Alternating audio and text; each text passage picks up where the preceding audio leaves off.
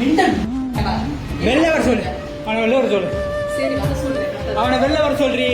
ஏன் மொண்டாட்டி விட்டு நீ எப்படா நைட்டு போய் ஸ்டே பண்ற? இன்னைக்கு என் குடும்பமே அழிஞ்சு போச்சு.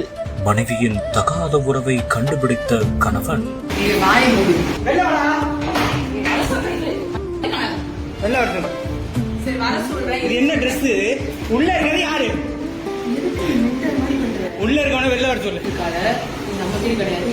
இப்போ தமிழ்நாட்டில் போயிட்டு இருக்கிற ஒரு சென்சிட்டிவான விஷயம். இதை பற்றி பேசக்கூடாதுன்னு தான் நினச்சேன்.